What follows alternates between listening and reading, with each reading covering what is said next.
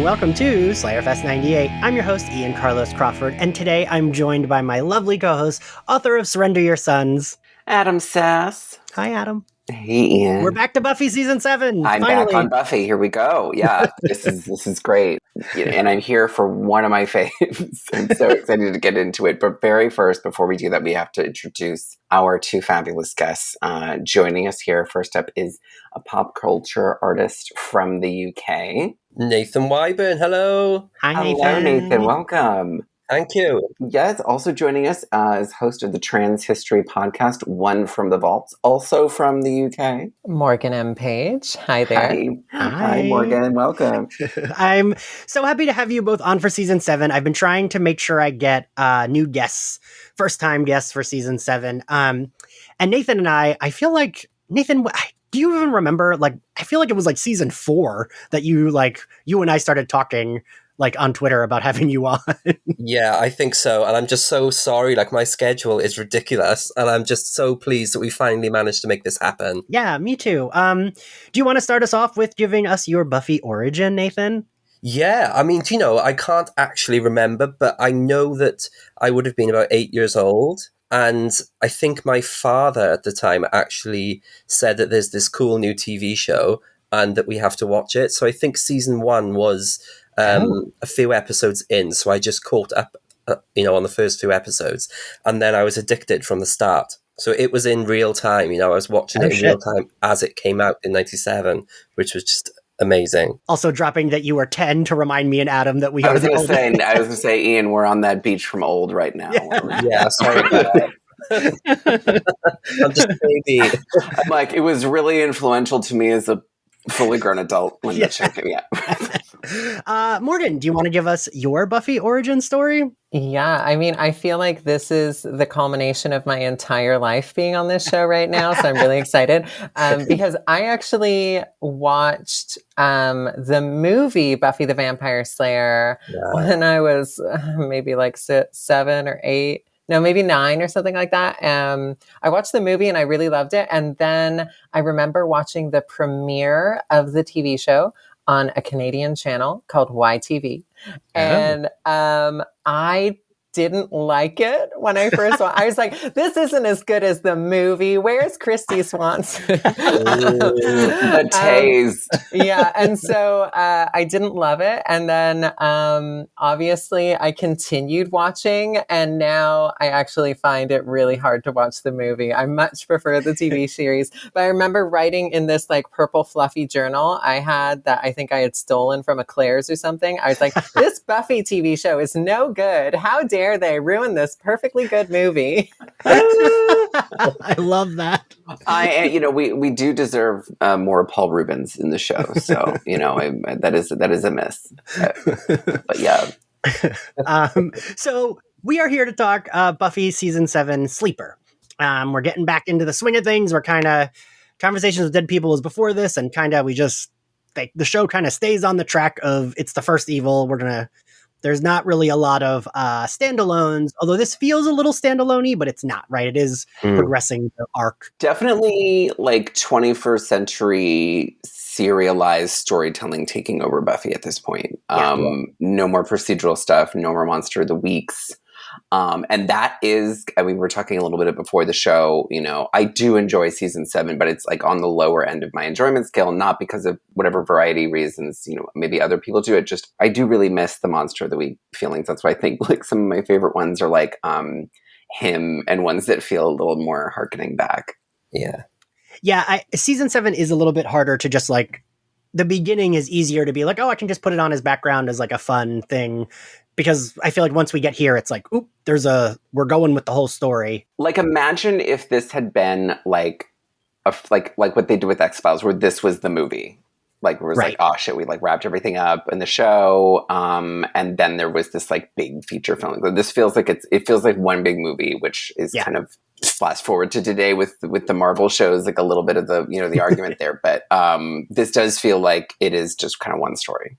I think that's why I like it, though, because I feel like the thing that I most love about season 7, and cancel me for my love of season 7, but the thing that I most like is that it is a culmination of absolutely everything that's happened previously. And it is, I think, a shift into a different type of television. But I do feel like this particular episode is a slight harken back to kind of everything that has happened in the general format of the show before Conversations with Dead People, which is like probably the most modern episode of the entire series. Yeah.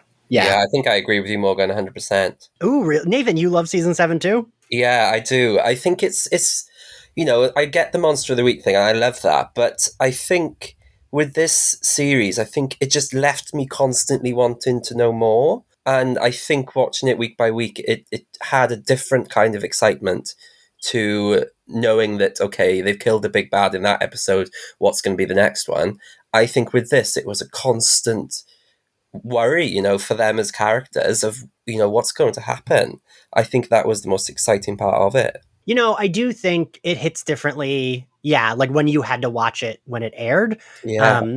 Because, I mean, I can remember when it aired, I loved it. There wasn't a part of me that was like, I don't like this. Yeah. It's more like upon a rewatch that there's stuff that when you lift up will fall apart a little bit plot-wise. Yeah. But I think you are right. Watching it live, it was like, oh shit, now, because, especially back then, it would be like, we'd get 2 new episodes for a month and then not a new episode for like 2 months, right? Yeah.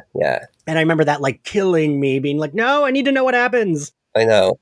Because it did feel, I mean, we knew it was the last season, but it all felt final. So like you were worried about like characters and like who would die and whatever. I mean, granted, it doesn't really happen till the finale, but you kind of knew the characters were going to die, right? Like it felt that way. Like I imagine, like, what if, how would people today have dealt with this bingeable of a season going from September to May? Right. Yeah. With gaps and repeats, and you didn't know when the repeat was coming. Like, which we like. That's like I can imagine that like led to a lot of the overall muted enthusiasm. But I do think this was definitely giving birth to like a new era of TV. Yeah. As Morgan said. Yeah. I don't know if any of you remember, or if you also watched Angel at the time, but I remember them like promoting Eliza Dushku coming back, and it was like months away, and me being like, I can't believe I have to wait so long for Faith to come back. You were Millhouse waiting for the fireworks factory. It really was. But okay, so we're here to talk about Sleeper. The episode kind of picks up right where Conversations with Dead People left off. Buffy's knocking on Xander's door because that's where Spike's living. She, learned from Holden that Spike had sired him.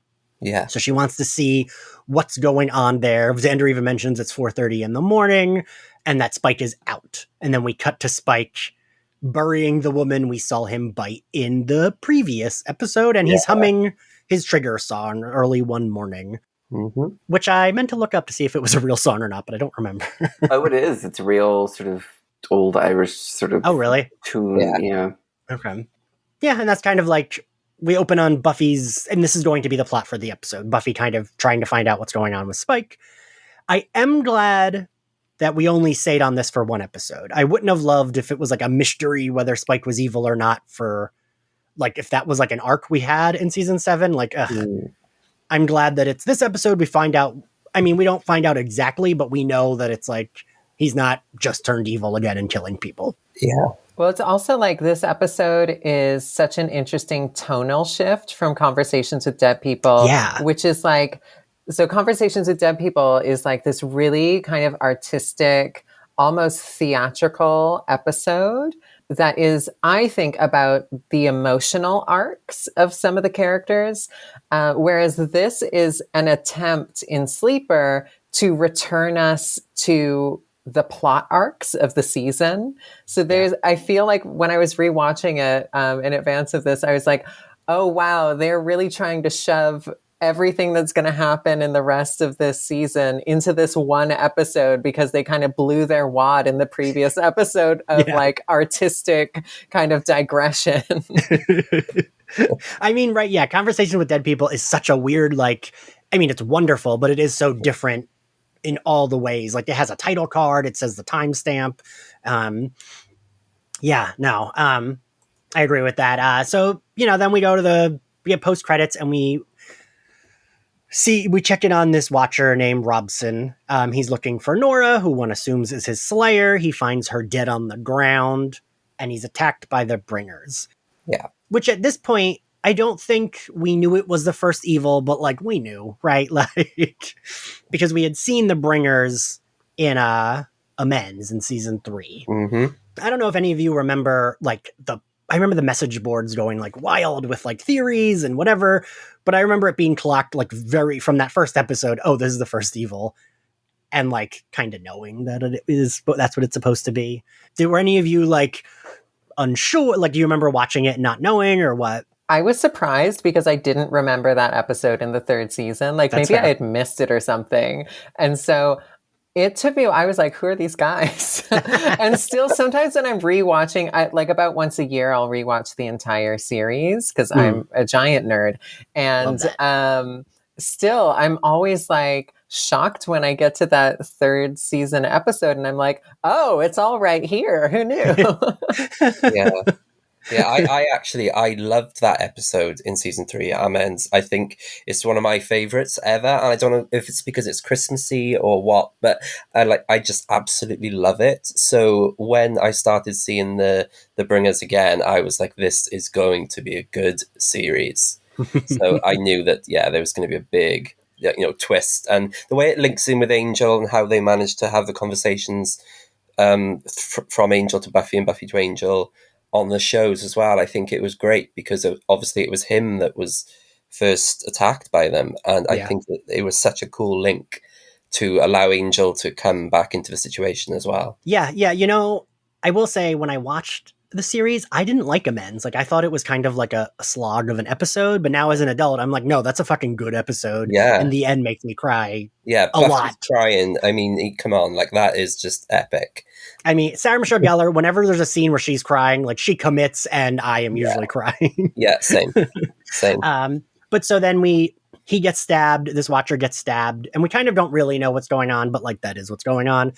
He gets stabbed by the Bringers, and then we just cut to Willow arriving at the Summers residence, and she's looking for Buffy, but she finds Dawn in the aftermath of conversations with dead people. Mm-hmm.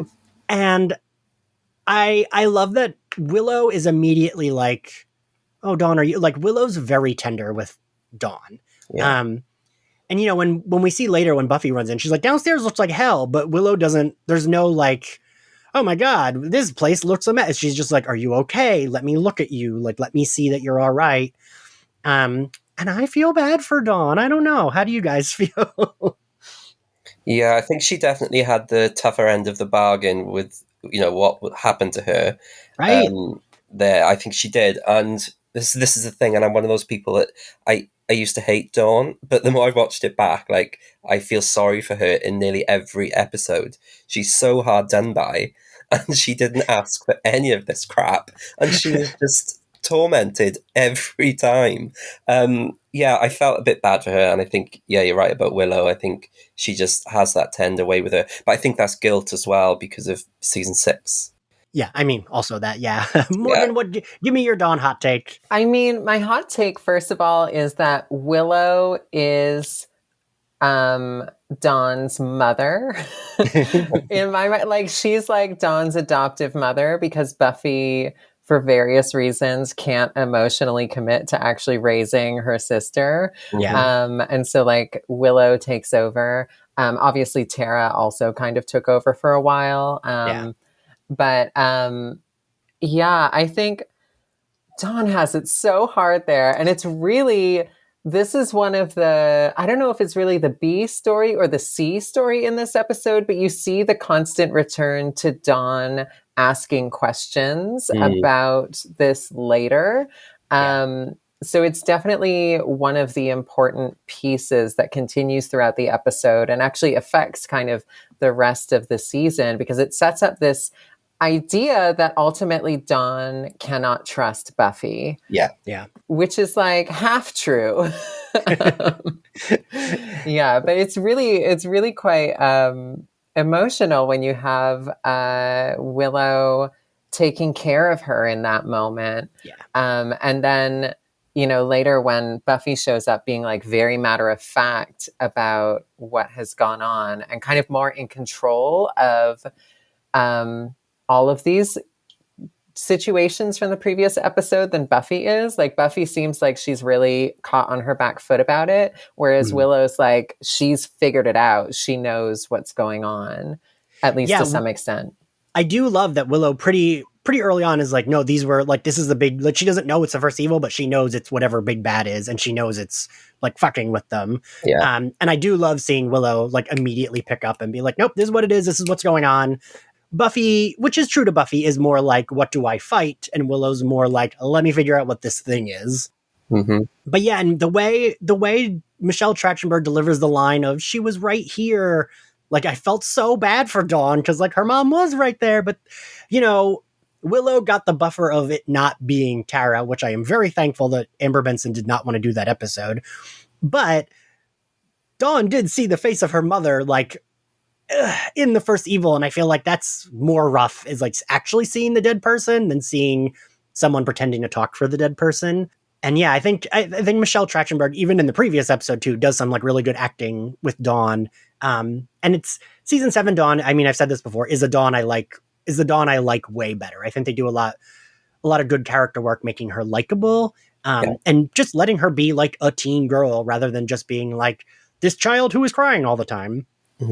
Even though I also would have been the child who's crying all the time if I had the same life Dawn had. Yes, 100%. Right? I was going to say, Ian, this would have.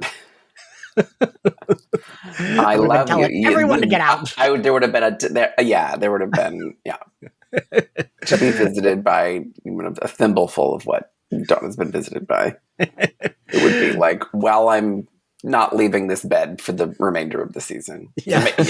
Great. You have fun with the first evil. I'm going to be here, and I don't even knock on my door. I don't care how many people are in the house. You should probably get out of bed because the whole town is getting sucked into the hell. I'm good here. Go away. Leave me here.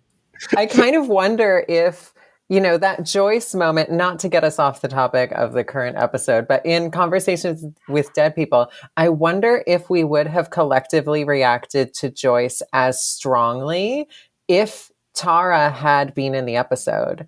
Because I think emotionally the fans would have reacted stronger to Tara. Yeah. And I think it would have changed the whole rest of this episode, because I think because Joyce is the only one who actually is a dead person that we have this intense multi-season connection with, and the character does, we end up identifying with Dawn in this episode quite strongly, and with her, like, her fears and confusions in a way that I think it just would have been really different if Tara had been in it instead of that other girl. Cassie was the character, I think. Yeah.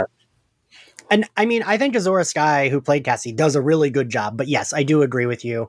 I think, and I mean, not that I'm for Dawn the character, it's still difficult, but Tara, in the realm of the show, viewers had more recently experienced Tara's death. Joyce was one we kind of were able to sit with. We had a whole episode to sit with her death. We watched them all grieve. We watched the funeral. Tara, we didn't get a funeral. We didn't get a grieving episode. We just went straight into evil Willow's going to destroy the world, and didn't get moments to pause and grieve. That's why I am very glad earlier in season 7, we do get Willow visiting Tara's grave. Yeah. But I think like the reaction would have felt more cruel to Willow and to the audience, honestly, to have Tara's face telling Willow to kill herself, right?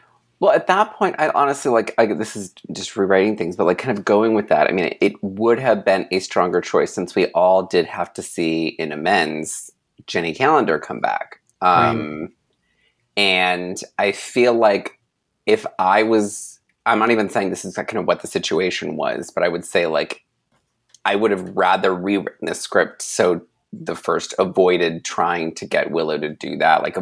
I would have cut that line out and that sort of line of thinking out before rebooting the whole thing. Because I don't think the getting Willow to, kill herself was maybe the most important takeaway of that, because all of them were, menaced in some way. So I do think, that it would have been at least some sort of, I don't know. I go back and forth. Yeah, I think that bit of her trying to kill herself, I think it's because they knew that she was the strongest situation that they needed to deal with, and I think that's why obviously they're trying to deal with Spike as well in this episode more so. They're trying to cut them off one by one, aren't they? Right. Like, did they foresee Yeah, they knew her bringing Willow the potentials in? Okay. Yeah, Willow had the power. She's the strongest out of all of them, isn't she? As Buffy says on that final episode. Willow's Yeah. the one. Yeah. But I would have like convinced her to go evil again, or like re-triggered her or something. Yeah, that could have been a cool route.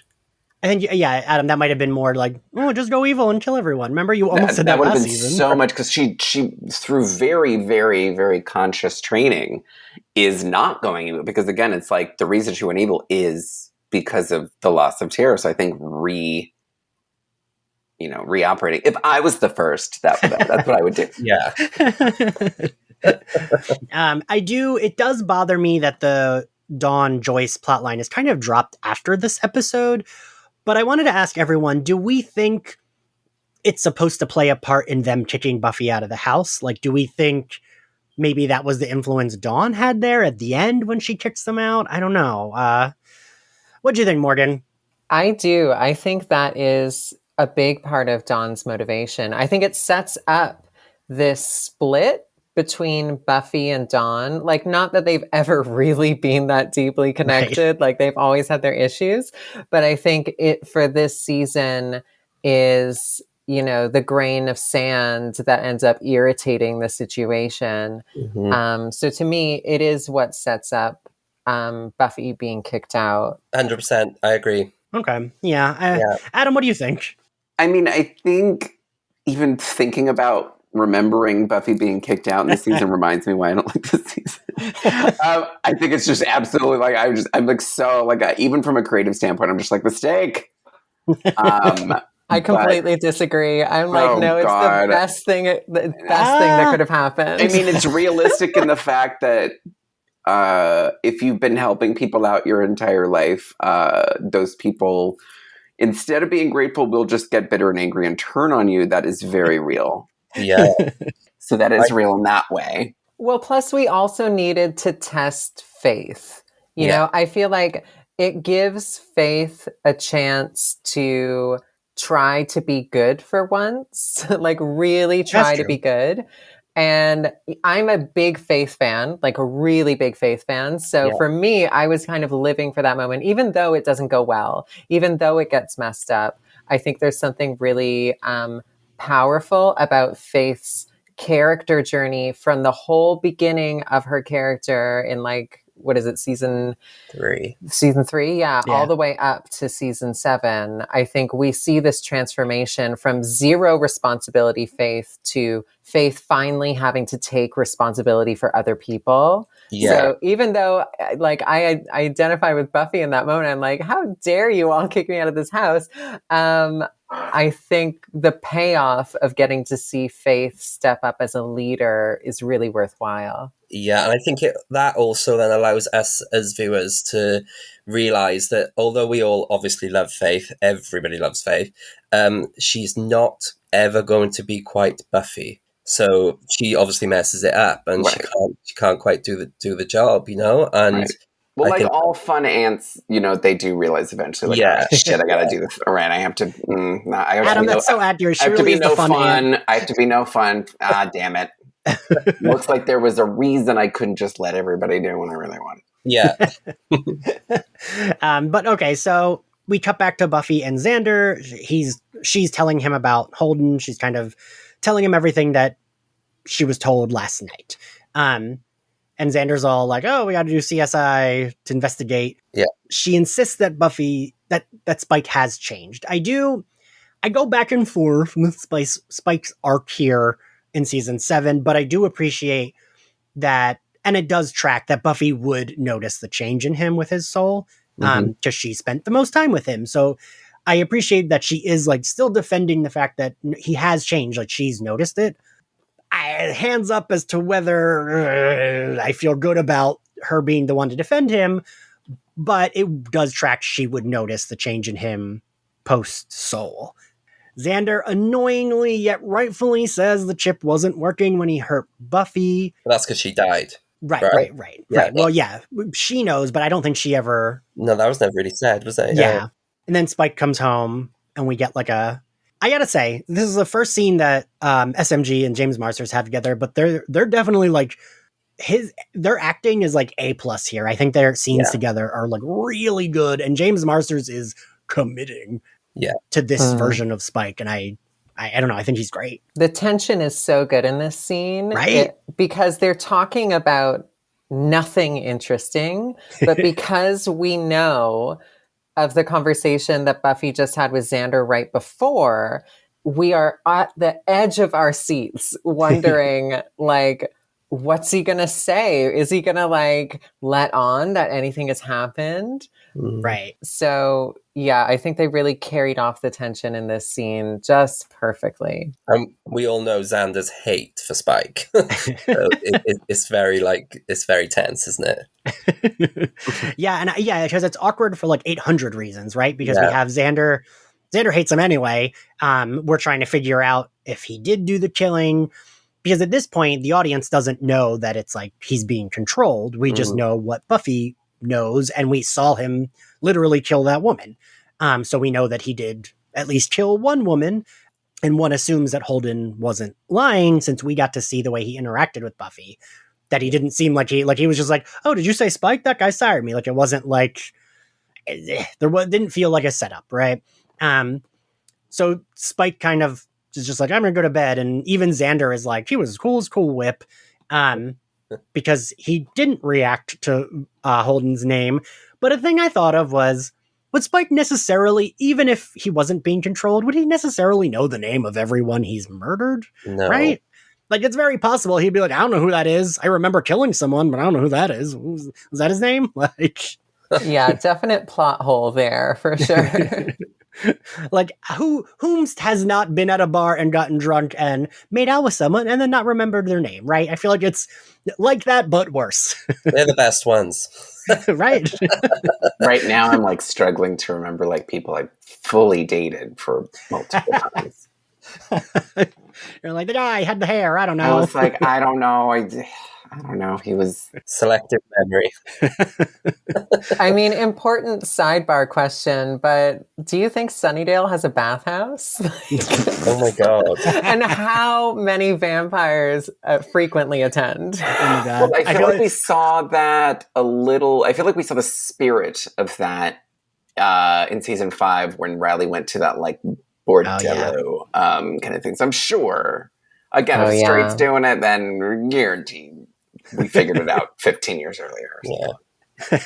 15 years earlier. Right. By the time the show begins, it's like, okay. The mayor had built the bathhouse. Just no swearing. He loves a sauna, you know. He just loves to have a sweat every now and then. You know. Just as long as that Balthazar is not in there, that's fine.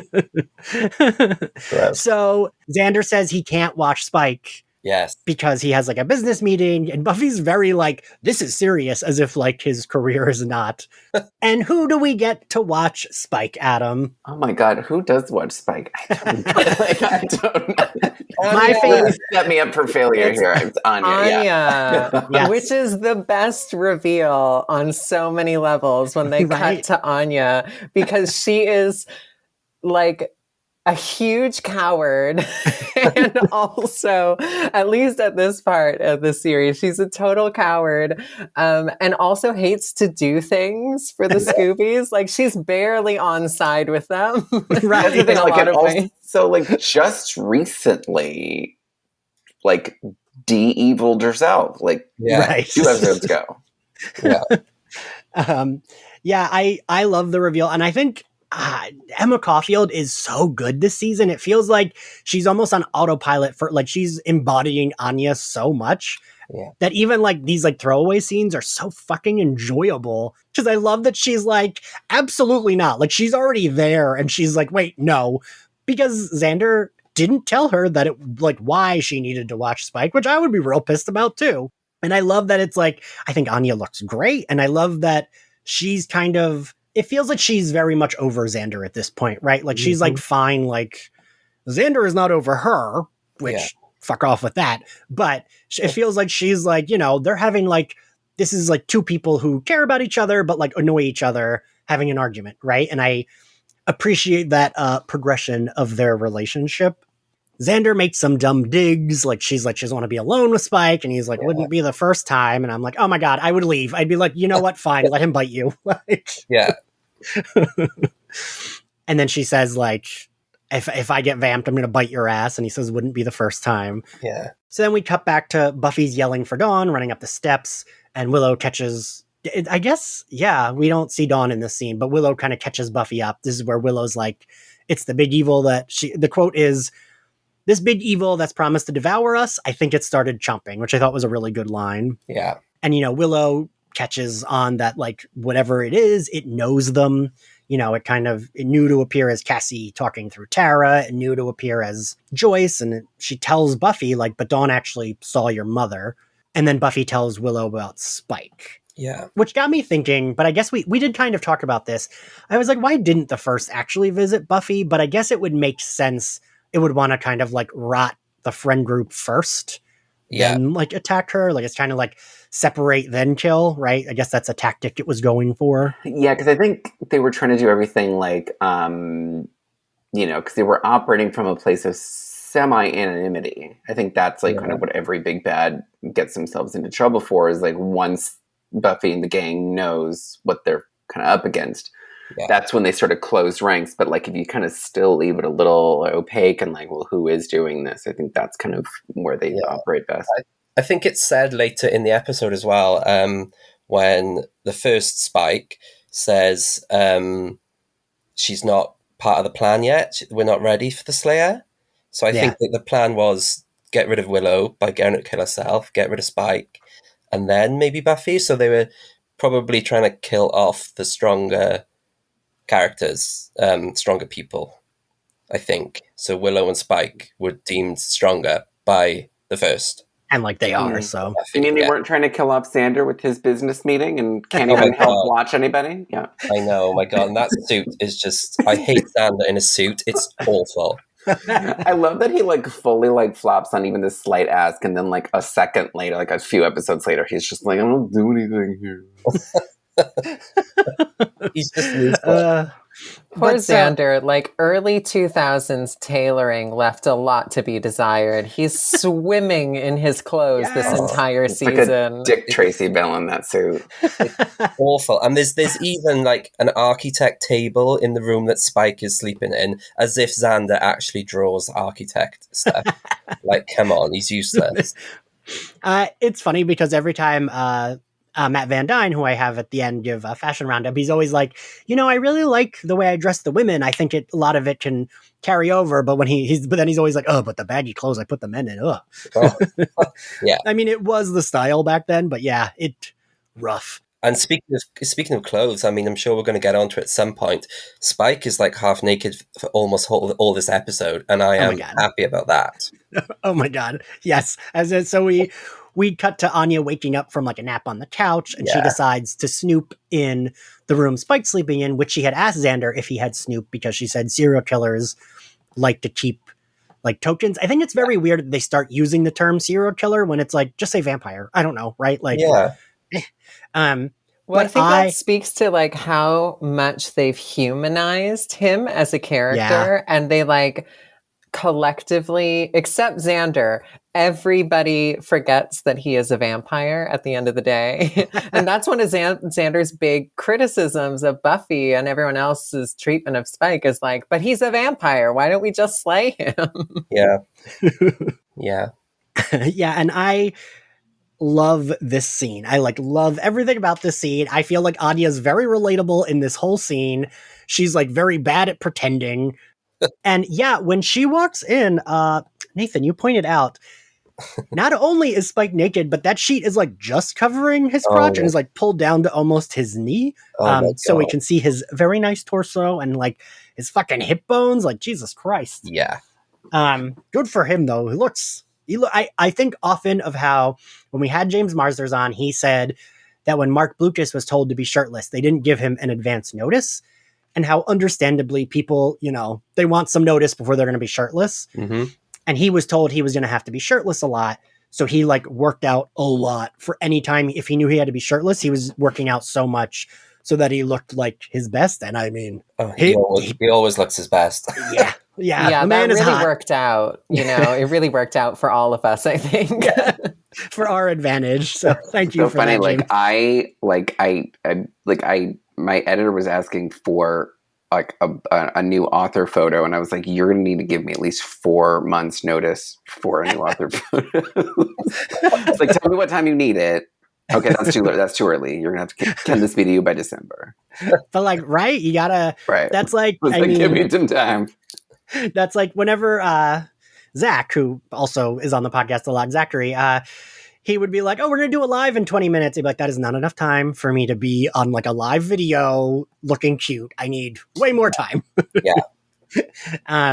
But so Anya is snooping, and Spike wakes up and grabs her arm and is like, "What's the? Do be specific and tell a fellow what you're doing here." And they both are so hot in this scene. I was like, "Ooh!" And I love that he's the naked one and she's the fully clothed one. Like I often feel like we sexualize Spike, which I feel good about because it's like not, especially back then, what happened often.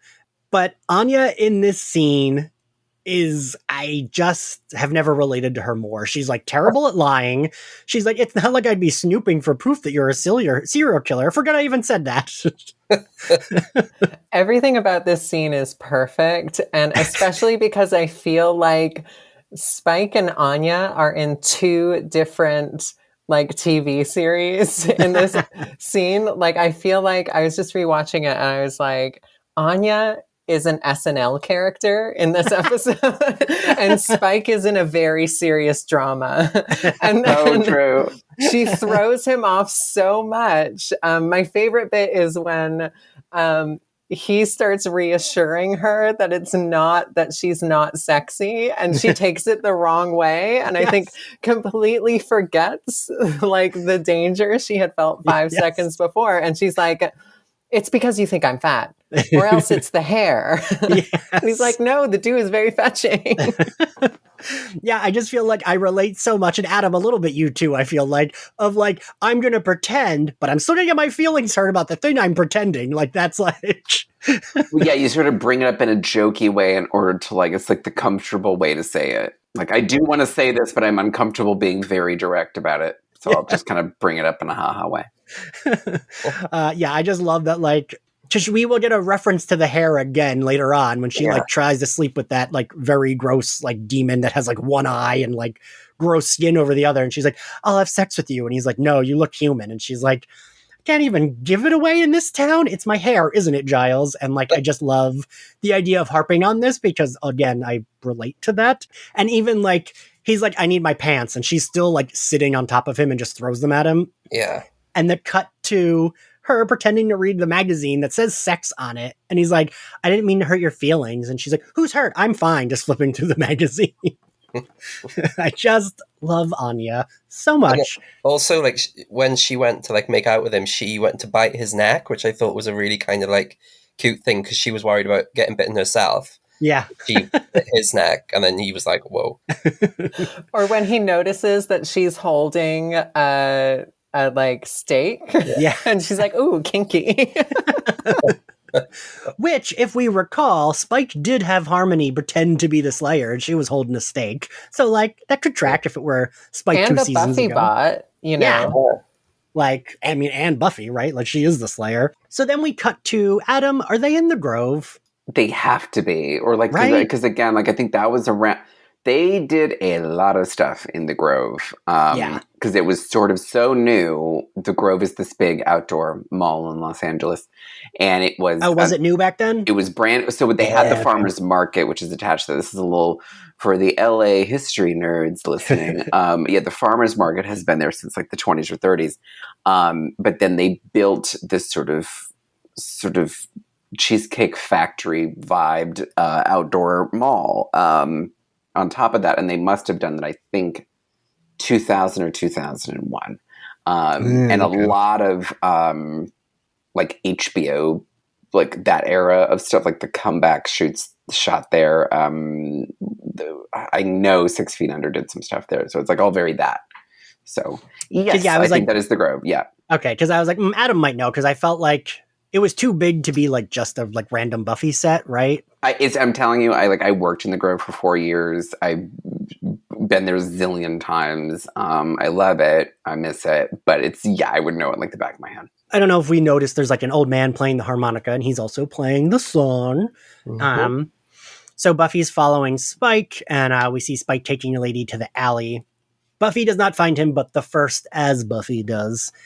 And I do appreciate that Sarah Michelle Gellar's like always like has like a shit-eating grin on her face when she's playing the first. Like she was like, I'm going to do something chaotic. So she encourages him to kill this person. He does. And then he runs away because he's confused, doesn't know what's going on.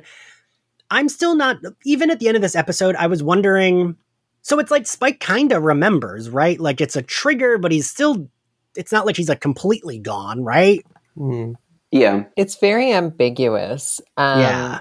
You know, and maybe it's like he starts to forget, or it's some kind of repression thing going on. But you know what I think is really interesting about this is, first of all, it isn't just a Buffy set. And this is probably the most populated we ever see Sunnydale in the entire series. I've never seen so many people on Buffy. Like if you watch most episodes where they walk through the Sunnydale set, there'll be a couple people wandering around, or like at the Bronze, they'll fill it full of people, but you never see that many people out in public before. And so it's really almost jarring when I was rewatching it. I was like, oh my God, that's a lot for Sunnydale. It's a swinging night in Sunnydale. Yeah, like it's usually, I feel like when I think of Sunnydale, I think of like that one street, like with the movie theater or the outdoor, like it's the one street. But yeah, I think this is definitely like opening up the world a bit more, which I always enjoy. Like a theme in this episode, actually, because not to skip ahead, but we get Aimee Mann at the Bronze delivering that incredible line, which we'll probably discuss a little later, where she's like, I hate playing Vampire Towns. And it's like, again, a kind of gesture to the fact that there is a world outside of Sunnydale, you know, and like even the end of the series is kind of we're closing the book on Sunnydale, but we're opening up the rest of the world to you, or like the whole, all these flashes of the Slayerettes across the world. I think that's like a big theme in this season, is that it's not just Sunnydale, that actually, and it's not just one girl, it's like all these girls all over the world are involved in some way. Yeah, I think that's a really good point. I mean, I don't know if you remember, there were so many rumors of so many different spin-offs that were like going to happen that never happened. Remember there was like the Dawn spin-off, there was the Faith spin-off, which I think they actually did pitch, but then they did Dollhouse instead. Wasn't there a Giles spin-off? There was even going to be like right? A BBC like Ripper show, which Adam, I feel like you and I both would have loved that. Like that would have been it. It just would have been it. And I feel like had Buffy come out like in the 2010s, like we would have been lousy with spinoffs. Yeah, yeah. Because I mean, it was all there. I mean, I do remember Sarah Michelle Gellar saying a lot back then during like promo tours of like, oh yeah, I'm not doing Buffy anymore. She did always say like she felt any of those characters could have had their own spinoff. And I actually do agree with her, because I mean, at that point we were leaving Sunnydale. We could have gotten a Willow show if we wanted, because she could have gone elsewhere and we didn't have to have Sarah Michelle Gellar. We could have gotten the Giles show. And I mean, I'm always Buffy extended cinematic universe could have happened. It's so true. Like again, like I feel like, I mean, like thinking of what Supernatural has now. Yeah. Like it's definitely like kind of think of that. We're just maybe not the like 14, 15 seasons they did, but like some like they would have continued in that fashion, you know. And honestly, it just Buffy just kind of began all of that. It was not done because they were doing such new things. And I mean, right now, like in 2021, this kind of show wouldn't seem as like revolutionary, but back then, you're right, Adam, it really did kind of kick off in the same way that Scream kind of like, okay, it wasn't an original thought, but it kicked off that like that genre. That, right? that sort of, and that flavor, like if you watch Halloween H2O, you're like, oh, this is Scream, but it's not. Right, yeah.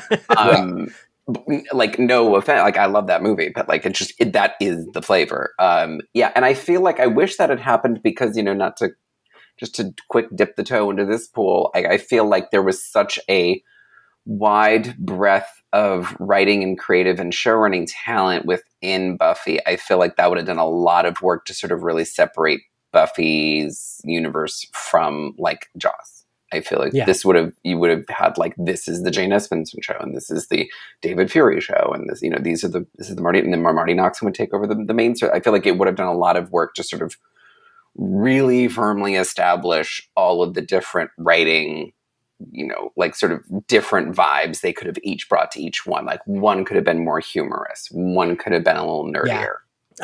We would have loved the Jane Espenson show, whichever one she got. I mean, that would have been it, So Spike has just killed that girl in the tragic purple two-piece outfit. Sparkly velour purple. And I feel like since you and I just finished watching and loving Girls Five Eva on Peacock, I feel like this really, really harkens back to that time where Wiki calls her style purple expensive.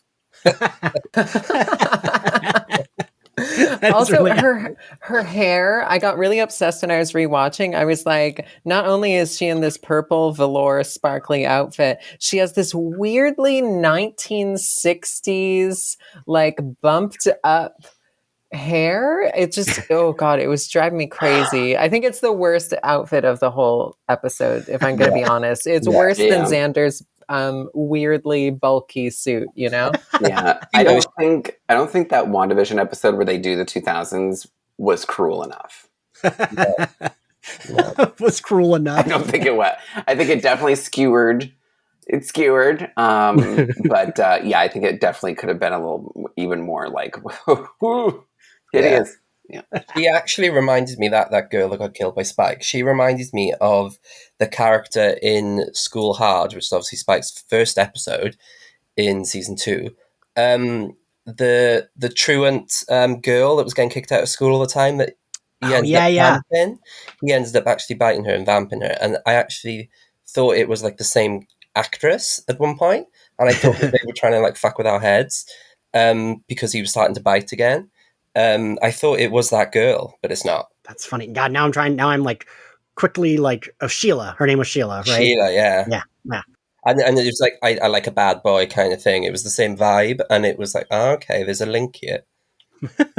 But I just make that stuff up in my head, So then we cut to Buffy.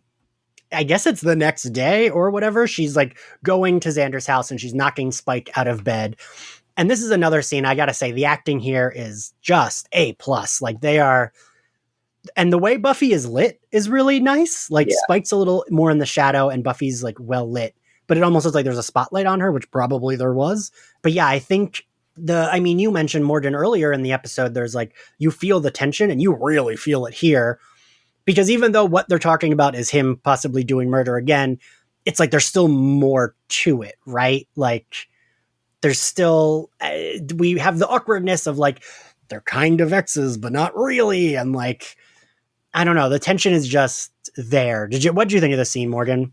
I mean, there's just layers on layers, because I feel like part of the reason Buffy doesn't want to believe that he's biting people again is because she is working really hard to forgive him for what he did in season 6. Yeah. And I feel like the only way, I think in her head, she's like, I have to move past this. I have to forgive you for this horrible thing that you tried to do. And the only way I can do that is by really believing that you have a soul now and you have changed. And so it's like almost like she's on the precipice of kind of having her feelings around that be kind of triggered, like throughout this whole episode. I think that's one of the tensions that's going on, even when the only person who speaks it is Xander, of course. Right. But I think that is the kind of underlying, but then you also have this kind of, are they exes? Are they still kind of involved with each other? Right. Do they still kind of love each other? Like, it's just layer on layer on layer. Nathan, what do you think about this scene? Yeah, I think it's so amazing how James Masters goes into that sort of "I love you, Buffy" voice. You know, he goes into like this feeble little boy almost. You know, when he's like, "It's always been you, Buffy. It always is you." I love that tone that he does. I think it's absolutely incredible. And she's just like, "Yeah, I know," but she still doesn't trust him. It's really quite amazing. And I just, this episode in general, how it just goes, it's a credit to James's acting, obviously, how he goes from pure evil, even though he's not evil, to a cute little boy that just loves this woman. It's quite amazing acting. Yeah. Yeah, I mean, I would have to agree. It definitely is hard to revisit as an adult versus a kid, you know, like the teen when I watched it. Because, you know, I had never been in a relationship with it. I feel like at this point, like, yeah, like Morgan said, like you're just watching someone trying really, really hard to like protect her peace. Yeah. Because again, it's like she wants to forgive Spike not for Spike's sake, but for her own. Like, just, she does not have bandwidth in her mind and body to deal with another, just like how to navigate that shit with everything else kind of going on. Like, that's something that definitely kind of spoke to me on the second go round, because it's very difficult. You know, it's extremely difficult, you know, even with something, you know, not as intense as the crime that, you know, Spike had did to her, but it's just extremely difficult, the thornier the relationship gets. And you just want so badly to just be able to focus on your thing. But like, when the person just keeps messing up and you're just like, man, I've given you 7 million chances. It's you feel her. I feel like season 7 is very much like Buffy's burden season. And that's why it's not as fun as the high school seasons, but it's, you know, it's definitely a lot of more real, with farther reaching, you know, emotional arcs, because it's just like you're watching her deal with some of the worst crap that adults have to deal with. Yeah. And I mean, I think Sarah does bring that in her acting. Like, SMG very much like conveys that with Buffy. Like, she is having to feel harder, but I think it's understandable that she's being a little harder than she normally was, right, Adam? Yeah, I mean it's understandable, and this season more than anything is where I wish they had just like freaking given us a time jump of a few years, because I'm just like, she can't be 22, right? But you know, that's more retconning for me. But no, like, I mean, I think for what the job was at hand, I think this is. I think about that a lot more now, Adam, as like an adult, right? Because like 22, no way I could deal with any of this shit. I could barely deal with it now. Oh my god, yeah, like paying a bill, yeah, no, not good. You and I would be having like nervous breakdown after nervous breakdown. I'm doing that now at like 30, and I can't. So that's why I'm not chosen. Yeah, that's why we are not the chosen ones. So we then cut to the ladies at the Summers house. They're doing their investigation thing. Anya has some good lines here. I love that Buffy's like, you know, she says, "Find me evidence he did this." And Anya even says, "Really? Are you sure that's what you want?" Because Anya, as always, can read. She like is very good at like reading these people. Yeah. And it just, right. She just always is. And like you said, Morgan, we go back to Dawn when she's like, oh, so like she says they were all told things that weren't true that night. And Willow's like, well, you know, doesn't mean the things they said weren't true. And Anya has that really good line of, "I used to tell the truth all the time when I was evil," which is so good. And like, Adam, you know what I thought of? I thought of like when we talk about like Twitter villains, I almost feel like sometimes that's that, right? I mean, it's always a villainous thing to just be like, what? I'm right. Why are you booing? Right. That is kind of thing. Yeah. God, it's always that. So we like do a little bit of the back and forth with Dawn. And then Anya's like, well, if Spike's doing more biting, shouldn't there be people with neck trauma? Willow looks it up and says no, but that there are people that are missing. Mm-hmm. So we cut to Spike, and this is where it's like kind of unclear. He's having like flashes of stuff he's done, So it's like he kind of remembers, but kind of not. But then he's like, he has to leave the apartment. Xander tries to stop him, and Spike says he's going out to prove Buffy wrong. Xander won't let him leave, so he just knocks him out. But we do get, I feel like that bit was important to know that, ooh, his chip is working, just not when he's like under the thrall of the first evil, right? Yeah, I think that whole interaction with Xander is just to set up that the chip still works. Yeah. Even though, like, 2 episodes later or whatever, they're like, oh, no, the chip's not working properly anymore. Time to get rid of that. But in this moment, I think it's supposed to confirm for the audience that Spike is not actually in control of himself. Yeah, I would agree with that. Then we cut to Aimee Mann playing at the Bronze. Yay. And Spike is kind of like, he's like talking to people, and this woman comes up to him who seems very flirty. He says he's looking for someone he met the other night, and she says, is it me? Which one assumes is her just being flirty, but then we learn she literally meant, oh, but you did meet me the other night because he sired her, and she puts on her vamp face. Mm-hmm. And I love that she says, I'm not asking if you want to be soulmates. I'm just seeing if you want to have some fun. Yeah. I mean, one of the great moments in this scene is when she points out the couple that she wants them to eat. And she's like, I'll take him, you take her, which is obviously a reference to Drusilla a couple seasons ago. Yeah. I feel like this whole episode is the seduction of Spike. Yes.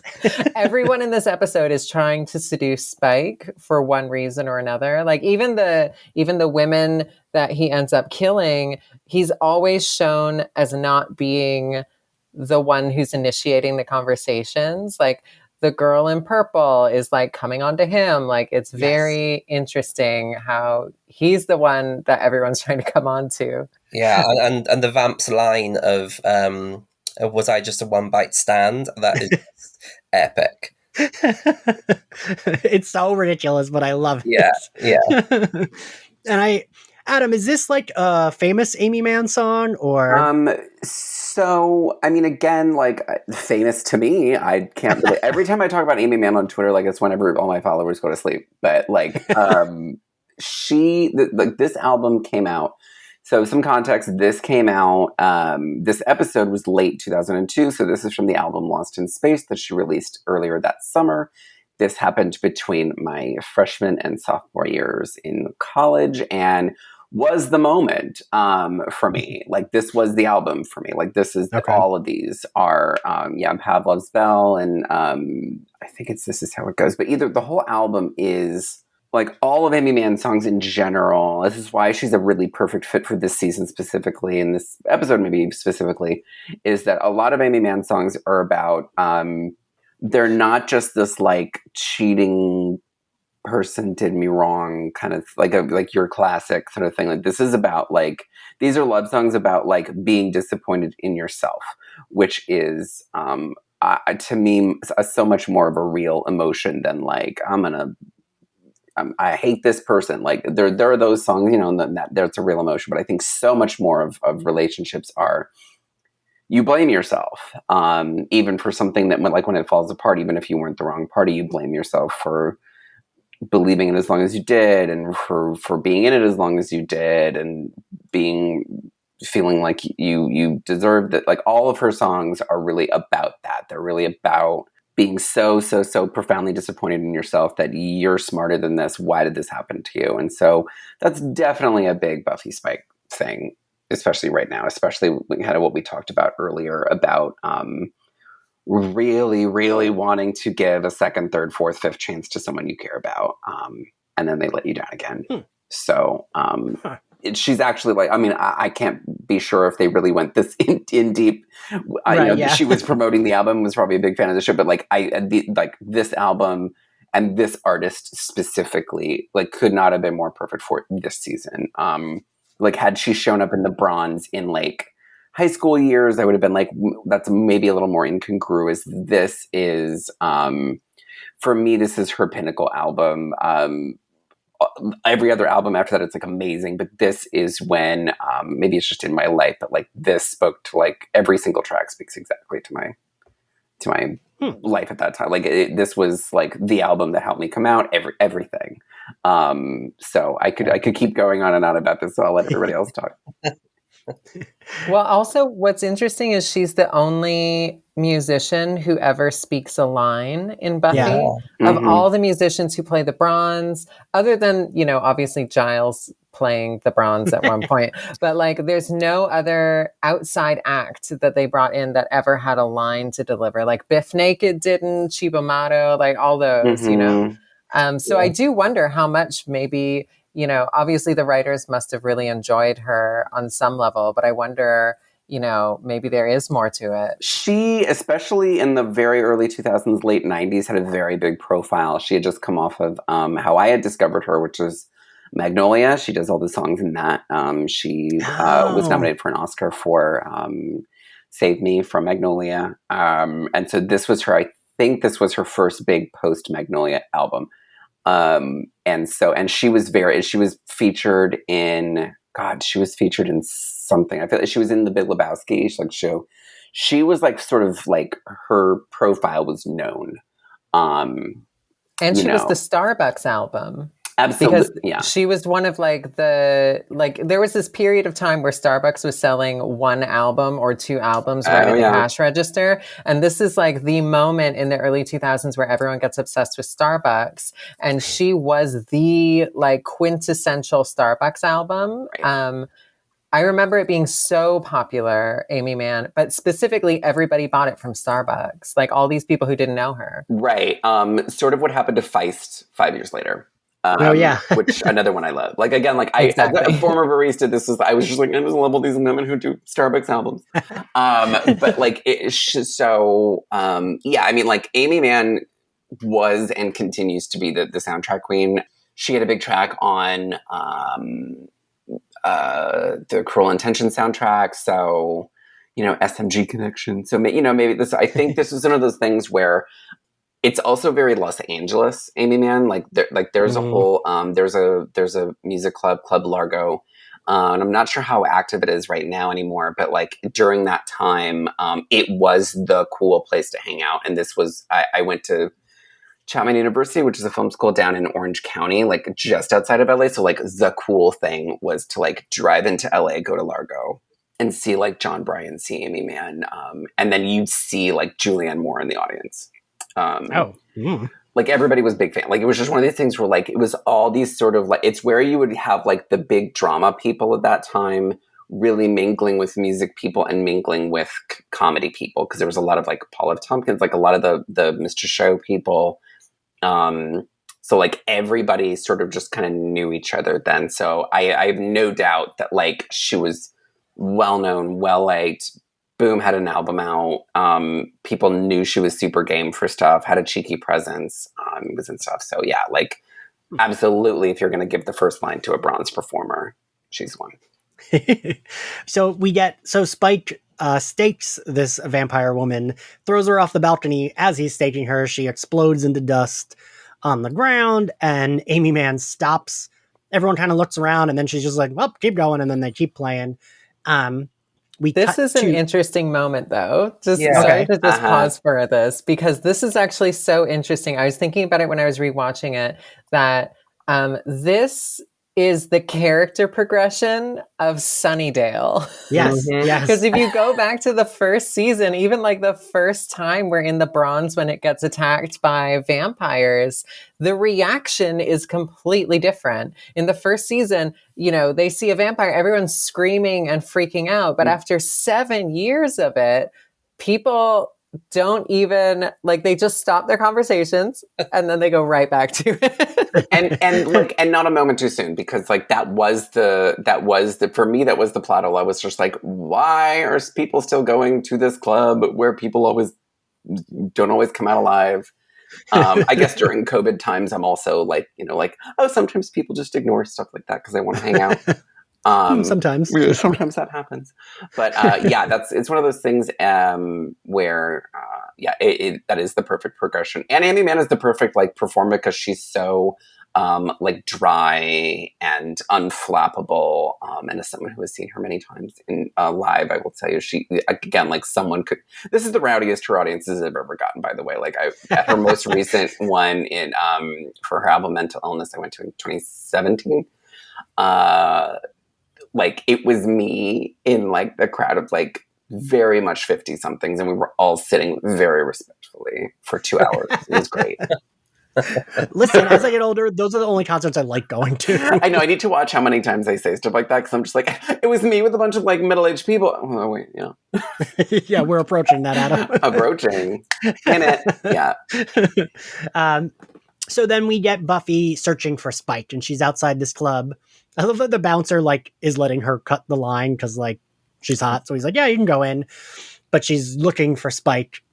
And I love this line. I can remember being like gooped by this line when I watched it live when he's like, oh, the Billy Idol wannabe. And she's like, actually, Billy Idol stole his look. Like I loved that was... It's so Men in Black, like to be like, ooh, the pop culture winky who was affected by you. Yeah. Yeah, I love it. I think it's just it's perfect. It's perfect. Like that's peak Buffy. Peak Buffy writing, I think, you know, when they do make those references to other pop culture things. And the whole Billy Idol thing, you know, and we always think of Lost Boys as well and the David character in that. And I watched something recently as well where they linked those two together, Spike and David in Lost Boys, and how they would have been mates and stuff. And it's really cool. Perfect pop culture referencing. Because you know what? I do remember when like Fool for Love came out, I remember a posting board being like, oh, like he's got the Billy, like I remember it being like a conversation like, oh, he had the Billy Idol look before Billy Idol was famous. Yeah. And so like them like fitting that into the universe of like, oh, he did kind of dress like Billy Idol before Billy Idol was a thing. Because that was the 70s, not the 80s. I loved it. And I think I like the conversation we have here where he's like, is he your boyfriend? Because he's a real player. And she's like, no, he's not my boyfriend. He's like, well, you know, my advice to you would be to like ditch this guy who's not your boyfriend because he's no good. Then we cut to Spike on a payphone, which like, it's so weird how that like instantly dates it. Yeah. Buffy's phone was probably worse, actually, though. Her mobile was awful. That's true.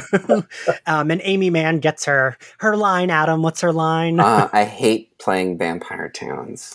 She does. And you know, it's she like Aimee Mann is the perfect like person for this because like again, this is someone who you could believe is like super high profile, super prominent, who could slip into this role and be like, oh man, I love this song, I love her, I love this.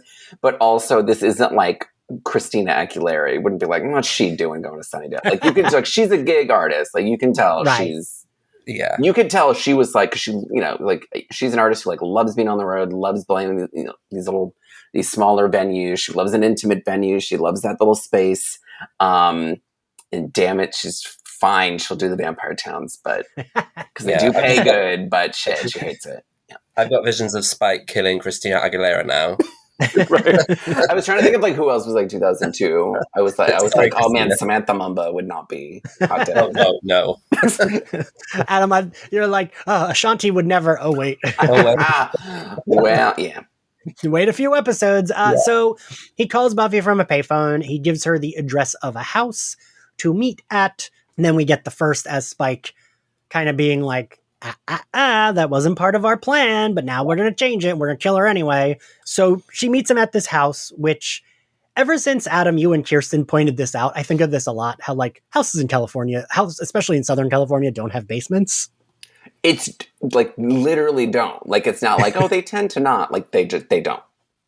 And yet every house in Sunnydale has a basement. So much basement. Much basement. Yeah. Spike walks her down to the basement.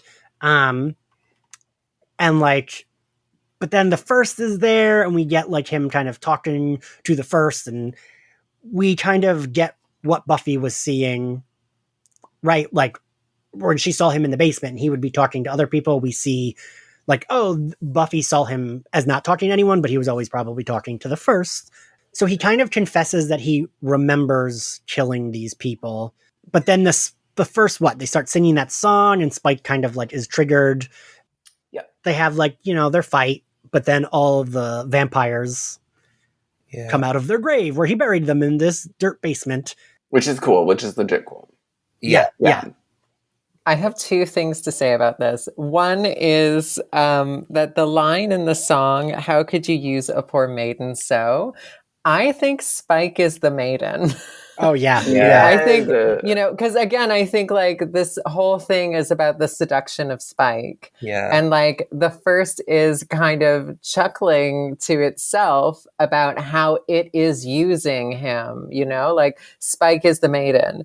And then the second thought is that like Spike's biting spree has been all seductions, and then we get a bunch of men coming out of the grave as well. So I'm like, okay, Spike canonically bisexual.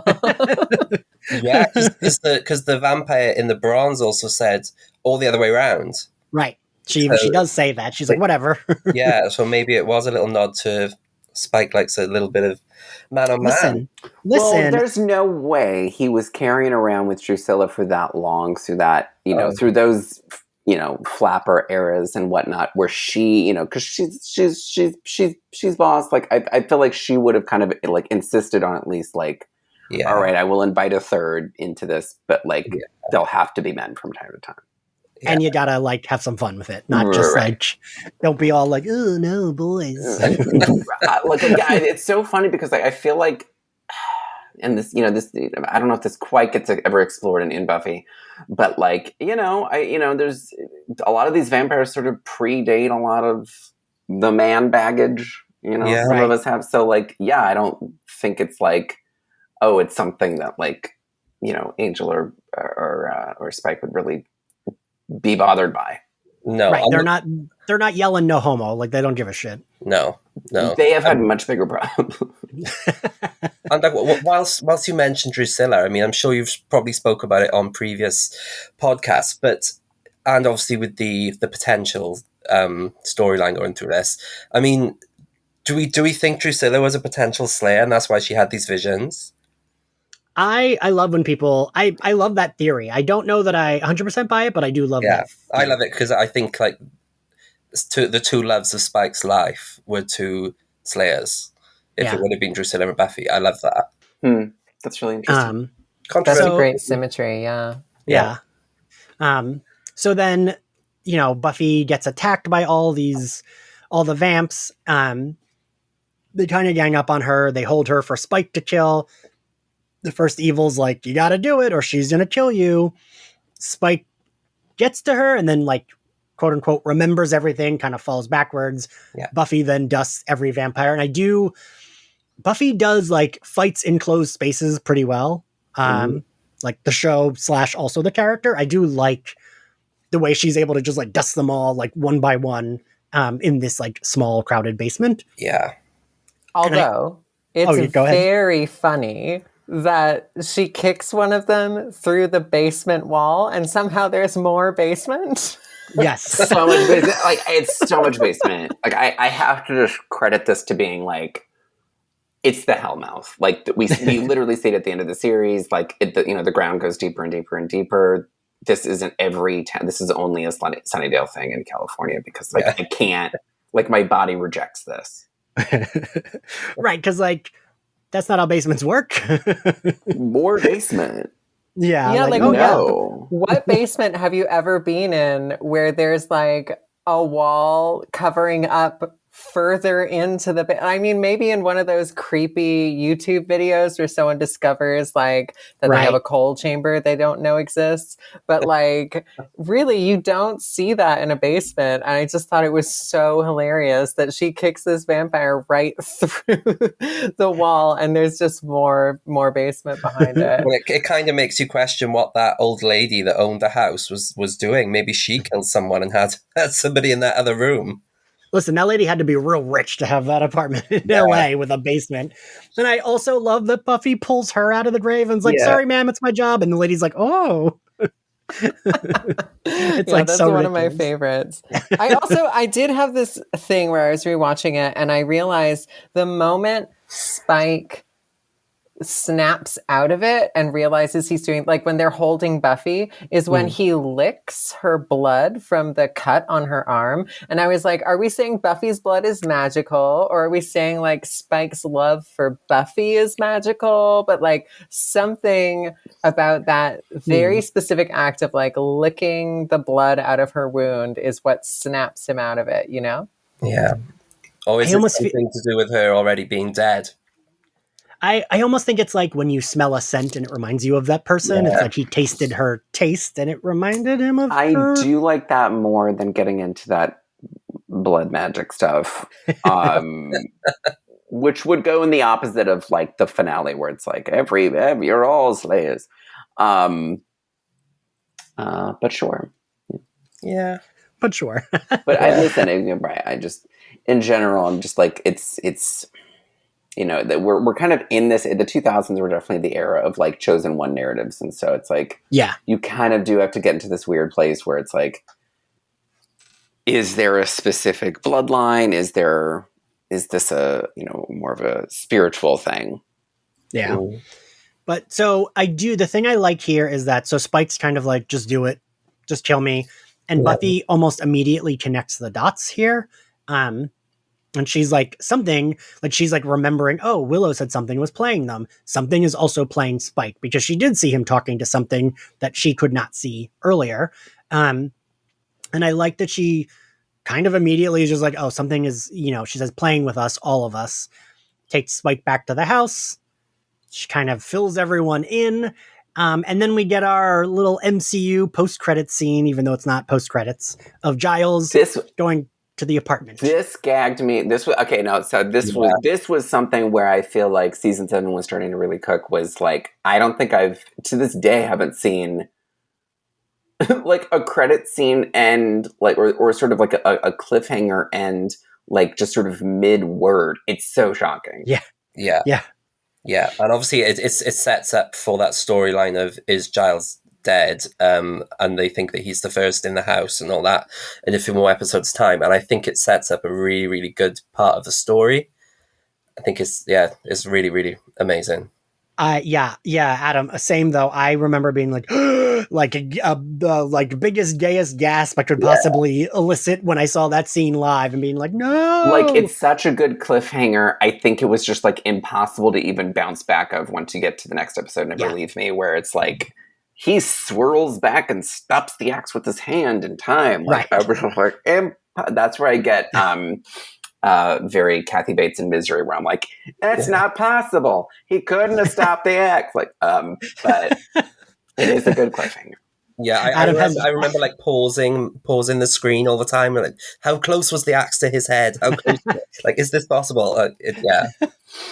Adam's got Jana Spenson in his room, and he's like, type it again on the typewriter. That's cheating. Yeah.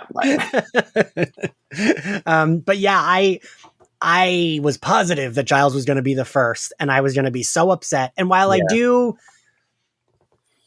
understand, like, that is a cool idea. That would have been too cruel, right? For like the rest of the season for Giles to actually be the first. I don't know. Yeah, and I think after like Willow turning, I think having Giles evil, I don't know. He's like my dad. He's like all of our dads, right? Like, you don't want your dad to be evil.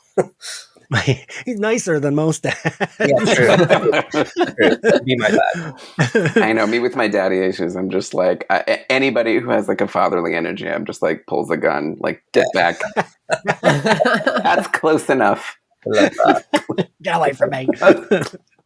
I did think it was like really useful tension for several of the episodes that follow, though, because it's so shocking. It's like, oh my God. And it's, you know, obviously one of the central characters of the show, even though they tried to in the final seasons kind of limit his role, he's Giles, you know? Yeah. And I loved not knowing. I think it would have been such a disappointment if he did turn out to be the first. Yeah. Same. It just would have been too much because we love Giles and like he is the good dad. He is the good parent figure. And the only other parent figure we had on the show was Joyce, and she's been dead for 2 seasons. Right, so like don't kill the other one. Yeah, I feel like that's I was going to say, I was like trying to think of another show that like actually killed that major of a beloved character and then just like did it. And I think that probably was Tara in True Blood, who got staked like off camera, like between seasons, that sort of thing. And I was just like, well, that's the end of that character. So yeah, I don't know how often they would do that, but yeah. And now for a quick break.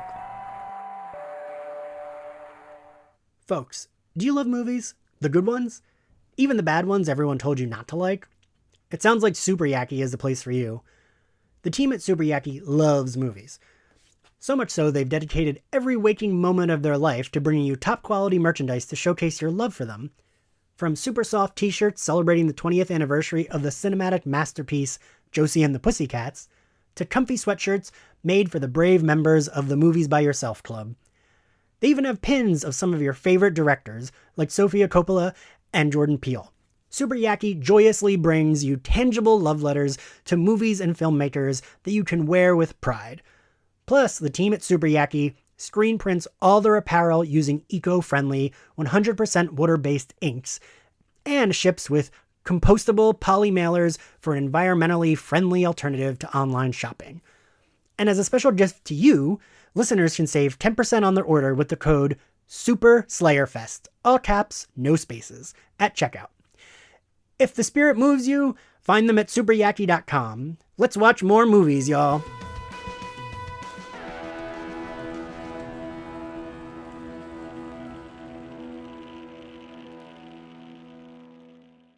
And now to talk about the fashion of Sleeper, the Buffy Season 7 costume designer, Matt Van Dyne. Hello.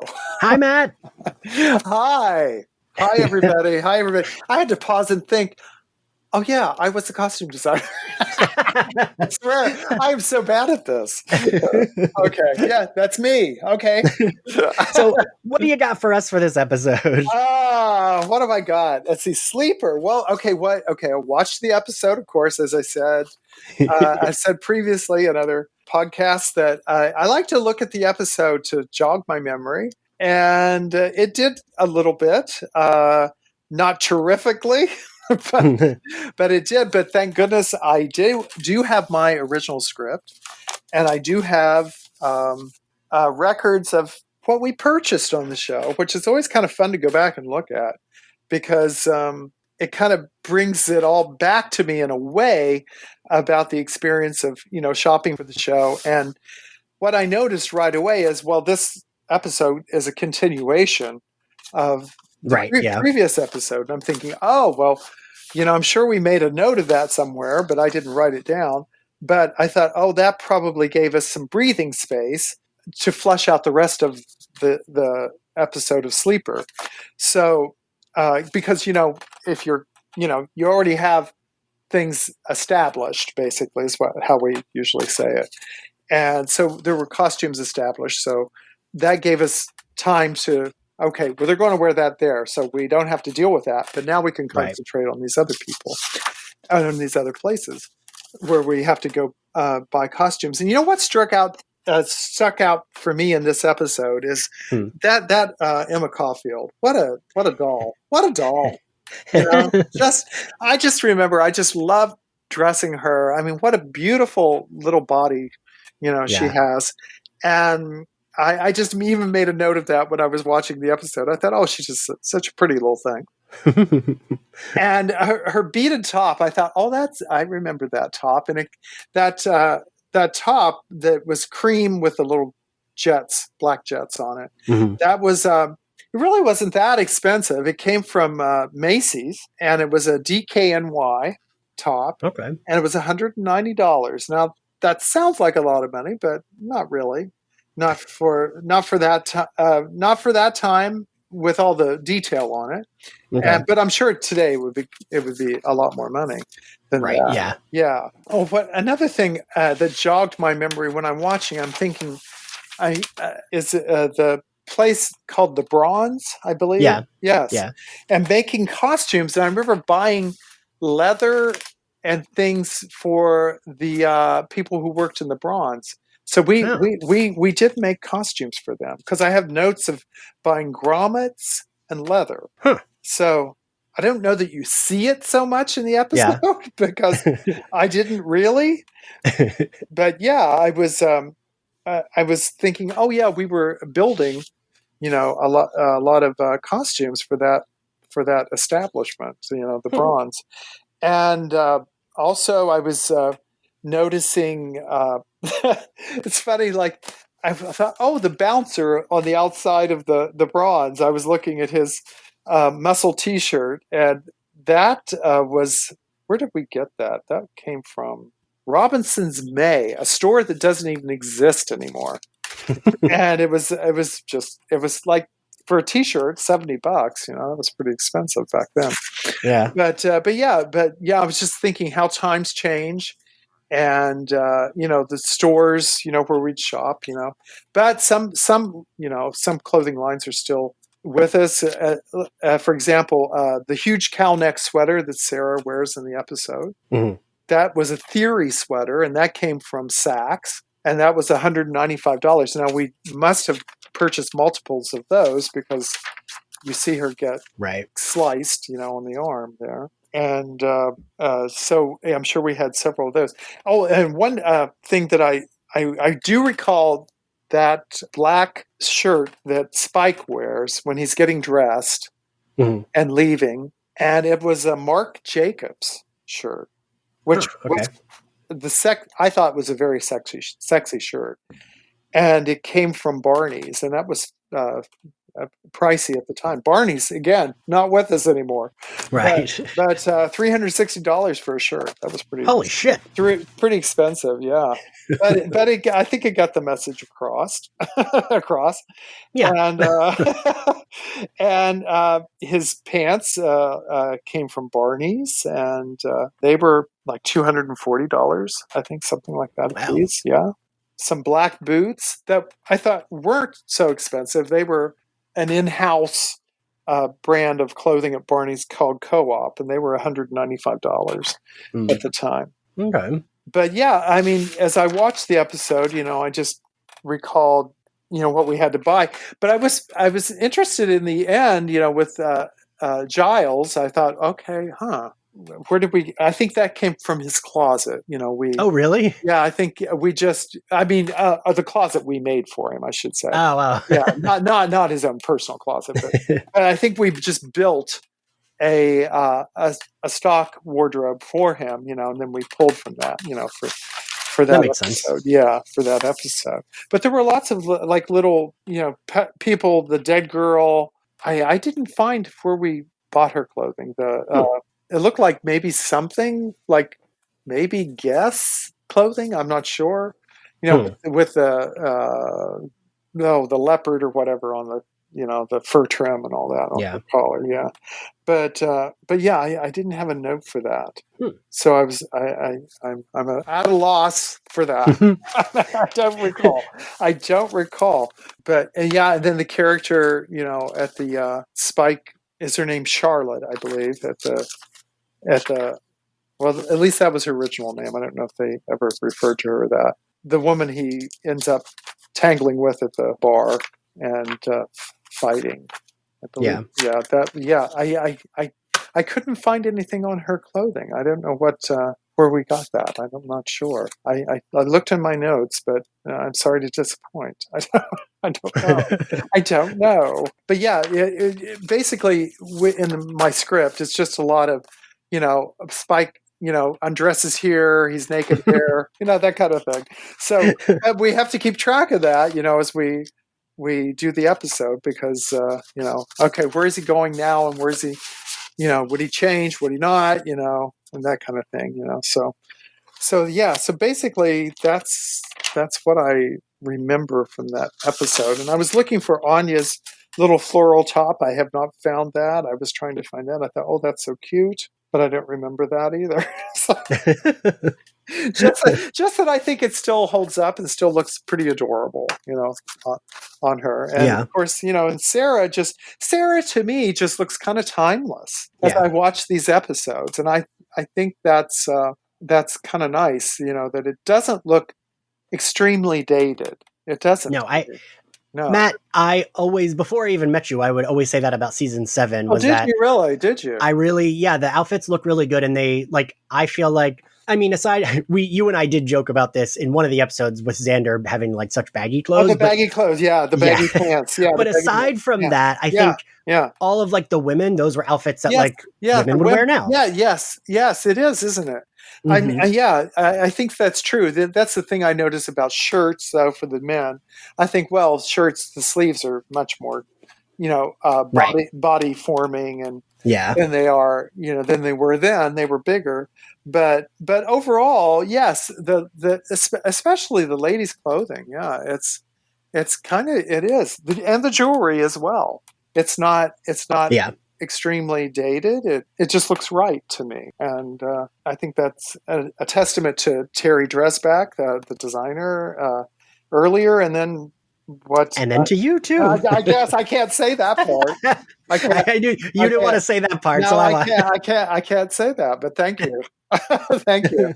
But I'm proud of that because it doesn't look too foreign to the eye today. Because you will watch a lot of old episodes of shows, certain shows anyway, right? And you go, oh yeah, that really looks, they used to wear that. That's right, yeah. But it's kind especially something like Sex in the City. Yes, exactly, yeah, very trendy. Of course, that was kind of the idea, I think, of that show, right? But it's funny, that designer kind of did that kind of work, but she's a very successful designer. But I like that it looks kind of classic. I like that. I am proud of that. So, all right. Do you got anything else? Anything else to say about this episode, or? I think that's about it. All right. Well, thank you for joining us, Matt. It's always a pleasure. Okay. Well, it's a pleasure for me to be with you and be with everyone. So thank you. Talk to you later. Okay. Bye-bye. Bye. Okay, now that we're at the end here, favorite scene, Morgan? My favorite scene is Anya searching Spike's room and then having to like pivot to seducing him. It's so funny. It's so perfect. It's such a perfect encapsulation of her character. I could watch that on a loop and I would never stop laughing. Nathan? Yeah, I'm going to go for Buffy dusting all the vamps. I mean, there's nothing that, to me, is sexier than when Buffy dusts about 6 vamps in one go. That is everything to me. Adam? I mean, obviously the Aimee Mann scene. But I do think also, like, my other big takeaway is the Giles cliffhanger. Okay. Yeah. All right. I'm going to go with Morgan. The Anya trying to seduce him and, like, failing and then hurting her own feelings. That scene is perfect. I love it. I could have done with more scenes like that this season of Anya. Favorite outfit, Nathan? I'm going to go for Buffy's cute little sort of turtleneck thing that she's wearing in the basement. I think this cute. I love her in a jumper. I don't know why. Yeah, I think because, she's such a slim, slender girl. Like, when you chuck a jumper on her and she's still, like, damn hot. Yeah, it's got to be. I said that to the costume designer for Conversation with Dead People. I said, like, not everyone looks good in a chunky sweater, but like, she really does look good in a chunky sweater. Yeah. It's like her and Chris Evans, end of list. Yes. Adam, what was your favorite outfit? Gonna go with Aimee Mann again in her like candy, like Jack Skellington kind of suit top. Like, it's just like the striped. It's like if Candy Striped was haunted. Like, it's just perfect. Morgan? I am going to go with Anya. I got to say that like transparent, like cream top with the black beads on it. It just looks really nice. And like her hair looks good. Like, her whole vibe is good. Yeah. Once again, Morgan, I'm same. She looks great. Her arms look fantastic in that scene. Yeah. Also, I meant to point out, she looks pretty jacked. And it's a cute top, right? I don't know. Now, grade for the episode. Morgan, what grade do you give it? I would give this a B+, to be honest. Okay. I mean, I love this season. I think it did some good things, but kind of because it comes right after Conversations with Dead People, I feel like it's a bit of a drop off in terms of how much I enjoy it, Okay. Like, it's fair. Just too built up from the previous one. Nathan? Yeah, I think I agree. I'd probably give it maybe a little bit less, maybe a B, but I feel like it builds up for some good episodes where we learn more about how that song affects Spike, and then obviously Giles, everybody thinking Giles is dead, and I think it leads up to more, but it's kind of more of a filler, I guess. That's fair. Adam? Gosh, I can't believe I'm rating this high. I'm A-. I liked this episode. Oh, wow. I did. I actually found Conversations with Dead People to be a little on the cute side. So I found this to be kind of like a welcome, sort of like I did enjoy a lot of people's energies in this a lot more. Oh, all right. I give it a B, like solid B. Yeah. Thank you all for joining us. Thank you all for listening. If you liked Slayerfest 98, you can find us on Apple Podcasts, Spotify, YouTube, and other corners of the internet. You can find us on social media at SlayerFestX98. You can support us on Patreon, where you get access to our sex positive video talk series, My Nudie Judy, all of our bonus episodes. We're currently going through Harley Quinn, and our private Facebook group, monthly Patreon Zooms, and more. And it's much appreciated. If you want to follow me, I am at ENX Carlos. Morgan, where can everyone find you? You can find me on Twitter at Morgan M. Page, and you can follow One from the Vaults, my trans history podcast, on Apple Podcasts or SoundCloud. Or Google Play, if that still exists. It does not, because that's why I had to stop saying that. I also, I have a Patreon too, patreon.com/OFTV. But anyway, yeah, you'll find me.